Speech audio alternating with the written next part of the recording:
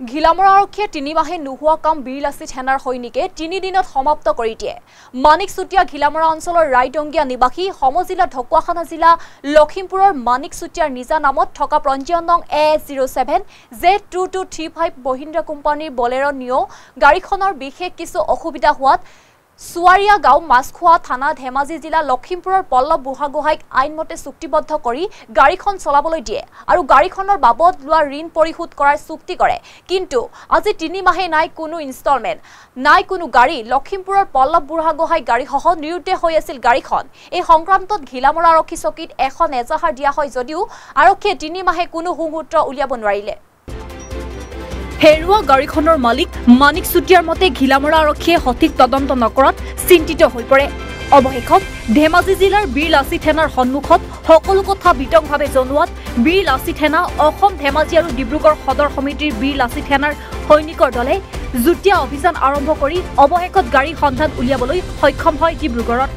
বীৰলাচি থানাই গাড়ীখনৰ গৰাকীক ডিব্ৰুগড়লৈ মাতি আনে আৰু গাড়ীৰ সকলো নথিপত্ৰ চোৱা চিতা কৰি গাড়ীখন অনাৰ ব্যৱস্থা কৰে। ডিব্ৰুগড় চিৰিং চাপৰি অঞ্চলৰ চাপৰি পথৰ এঘৰত ৰাখি থোৱা অৱস্থাত উদ্ধাৰ কৰে বীৰলাচি থানাৰ সৈনিকে। ধেমাজি আৰু ডিব্ৰুগড় সদৰ সমিতিৰ বীৰলাচি থানাৰ সৈনিকসকলে ৰাইডংগিয়াৰ মানিক চেতিয়াক গাড়ীখন চমজাই দিয়ে। হয়, মোৰ মানে বলেৰো নিও গাড়ী এখন 2-3 মাহ ধৰি মানে একদম আনটেষ্ট হৈ আছিলে। আজি মানে বীৰলাচি থানা মানে আমাৰ ধেমাজি আৰু ডিব্ৰুগড় দুইটা মানে এখন মানে মই দিলোঁ কাগজ। তেখেতলোকে মোক আজি মানে পুলিচেও সেইটো কৰি দিব পৰা নাই, ঘিলামৰা পুলিচকো মই দিছিলোঁ, তেখেতলোকেও কৰি দিব নোৱাৰিলে। আজি মই তেখেতলোকক দিয়াৰ কাৰণে গাড়ীখন মানে উদ্ধাৰ কৰি দিছে।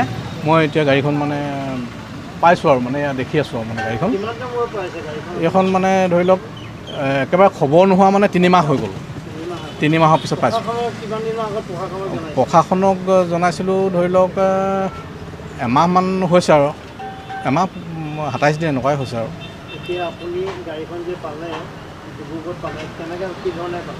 মই মানে এই বীৰলাচি থানাৰ মানে আমাৰ ধেমাজি ব্ৰাঞ্চৰ মানে এই যাদৱ পাইং ভাইটিয়ে হয় আৰু নাথ, তেখেতক মানে এখন মানে দিলোঁ, দৰখাস্ত দিলোঁ যে মোৰ এনেকুৱা হ'ল, গাড়ীখন হেৰাই থাকিলে আপোনালোকে পাৰিলে মানে অকণমান মোক মানে উপকাৰ কৰি দিয়ক আৰু তেনেকৈ ৰিকুৱেষ্ট কৰিলোঁ। তাৰপিছত তেখেতলোকে অকণমান ফটাফট মানে এইটো এক্টিভ হৈ গ'ল আৰু এক্টিভ হোৱাৰ পিছত গাড়ীখন মানে ধৰিলে।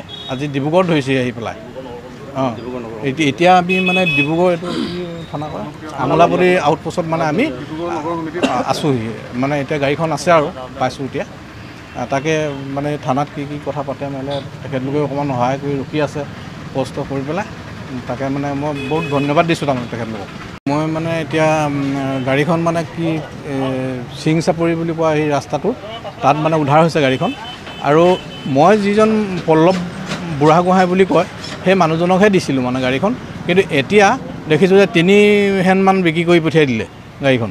এতিয়া যিজনে এতিয়া গাড়ীখন লৈ আছে সেইজন আছে থানাতে, কিন্তু সেইজনক মই গাড়ী চাড়ী একো দিয়া নাছিলোঁ। আৰু গাড়ীখন লৈ পেলাই সিহঁতে গোটেই ফোন চোন অফ কৰি মানে নাপাত্তা হৈ দিলে। আজিলৈকে মানে সিহঁতৰ কোনো সুসূত্ৰ নাই।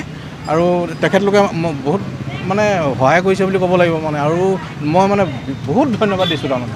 আৰু এনেকৈ যদি হয় তেতিয়াহ'লে মানে আমাৰ লাচি থানা মানে বহুত মানে কিবা হ'ব আৰু ওপৰত মানে। মই পুলিচক গৈ পেলাই আনকি কৈছোঁ যে গাড়ীখন আমুকত আছে, নাই নাহে। সেইটো আপুনি কৈছিল ন? তথাপি নাই মইহে দুখী। নাই মই এতিয়া ৰাইজৰ পুলিচে কি কাৰণে যায়, বিহু মাৰিবলৈতো থানালৈ নাযায়। থানালৈ যায় মানুহ বহুত অসুবিধা।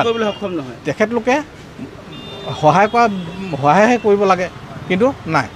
মই মানে মোৰ নাই আৰু মই একেবাৰে বাদ দিলোঁ আৰু থানা। সেইকাৰণে মইতো আপোনালোকক দিবলগীয়া হ'ল না। হয়, নমস্কাৰ। মই যাদৱ নাথ, বীৰলাচি থানা অসম ধেমাজি জিলা সমিতিৰ মই সভাপতি। ধৰক আজি পুৱা ভাগতে মোক এটা খবৰ কৰিলে এখন আবেদনৰ যোগেৰে। আমাৰ ধেমাজিৰ ঘিলামৰাস্থিত আমাৰ মানিকচুটিয়া নামৰ এজন ব্যক্তিয়ে আমাৰ কাষতে থকা তেখেতে খবৰ কৰিলে কি এখন গাড়ী মোৰ প্ৰায় আজি 3 মাহ দিন ধৰি হেৰাই আছে, গতিকে যদি পাৰে গাড়ীখন কিবা উলিয়াই দিয়াৰ ব্যৱস্থা এটা গ্ৰহণ কৰক। আৰু ঠিক আছে, লগে লগে মই গাড়ীখনৰ গোটেই কাগজ পত্ৰ যিখিনি আছিলে আমাক তেখেতে দিলে।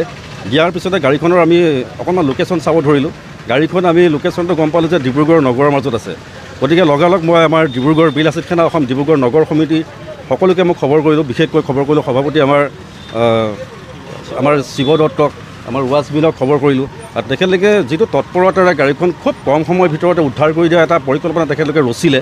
আমি ধেমাজি জিলা সমিতিৰ তৰফৰ পৰা বিশেষকৈ আমাৰ ডিব্ৰুগড় সদৰ আঞ্চলিক সমিতিলৈ বহুত বহুত ধন্যবাদ। গাড়ীখন ইতিমধ্যে আমি পাইছোঁ, আমি ততাতৰিকৈ আমি ধেমাজিৰ পৰা আমি ডিব্ৰুগড়লৈ ৰাওনা হ'লোঁ আৰু গাড়ীখন ইতিমধ্যে আমি আমাৰ মালিকৰ সৈতে আমি গাড়ীখন ধৰি আনিছোঁ।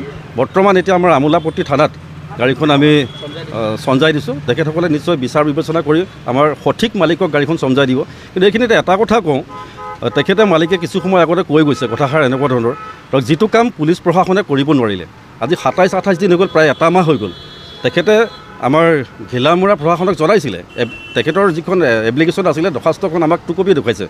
গতিকে তেখেতসকলে সেই কামটো আজি এটা মাহ দিনে কিয় কৰিব নোৱাৰিলে আমি কথাষাৰ বুজি নাপালোঁ। গতিকে আমাৰ থলুৱা ৰাইজে পুলিচ প্ৰশাসনৰ ওপৰতে যথেষ্টখিনি ভৰসা কৰি চলি থাকে, কিন্তু ৰহস্যপূৰ্ণ বিষয় যে তেখেতসকলে অকণো তেখেতসকলে জোৰদাৰ কৰা আমাৰ পৰিলক্ষিত নহ'লে। তেখেতৰ দ্বাৰা আমি শুনিব পাৰিছোঁ পুলিচে সেই সংঘাতত অকণো গুৰুত্বই নিদিলে ঘিলামৰা পুলিচ প্ৰশাসনে। গতিকে আমি পুনৰবাৰ জনাম, এনেকুৱা ধৰণৰ মনোবৃত্তি আপোনালোকে নল'ব, কাৰণ অসমৰ জনসাধাৰণ ৰাইজে পুলিচ প্ৰশাসনৰ ওপৰত যথেষ্টখিনি ভৰসা কৰে। যদি আপোনালোকৰ ওপৰত ভৰসা থাকিলেহেঁতেন, সুস্থ ভৰসা থাকিলেহেঁতেন ৰাইজৰ, তেতিয়াহ'লে আমাৰ বীৰ লাচিত সেনা অসমৰ লগত তেখেতসকলে যোগাযোগ নকৰাকৈ গাড়ীখন উদ্ধাৰ কৰিব পাৰিলেহেঁতেন। কিন্তু কিয় আজি বীৰ লাচিত সেনাৰ ওচৰত কাষ চাপিব লগা হ'ল? আৰু আমাৰ পুৱাৰ ভাগত আজি পুৱা তেখেতে আমাক খবৰ কৰিছে, লগালগ প্ৰায় ধৰক 3 ঘণ্টাৰ ভিতৰত তেখেতক আমি গাড়ীখন চমজাই দিবলৈ আমি সক্ষম হৈছোঁ, যিটো কাম পুলিচে এটা মাহৰ ভিতৰত নোৱাৰিলে। গতিকে কিন্তু কম পুলিচ প্ৰশাসনৰ ওপৰত ৰাইজৰ ভৰসা ক্ৰমান্বয়ে কমি আহিব ধৰিছে আৰু বীৰ লাচিত সেনা অসমৰ প্ৰতি ৰাইজৰ ভৰসা বাঢ়ি যাব ধৰিছে। গতিকে বৰ বিশেষ ক'ব নিবিচাৰোঁ। বহুত বহুত ধন্যবাদ আমাৰ বিশেষকৈ ডিব্ৰুগড় সদৰ আঞ্চলিক সমিতিৰ আটাইকেইজন কৰ্মীকে আমাৰ ধেমাজি জিলা সমিতিৰ তৰফৰ পৰা বহুত বহুত ধন্যবাদ জ্ঞাপন কৰিছোঁ। আৰু অকণমান সুখ অনুভৱ কৰিছোঁ আমাৰ সন্মানীয় মানিক চুতীয়া দেৱৰ তেখেতৰ হেৰাই থকা গাড়ীখন যে আজি আমি উদ্ধাৰ কৰি দিব পাৰিছোঁ, আমি নিজকে সফল অনুভৱ কৰিছোঁ।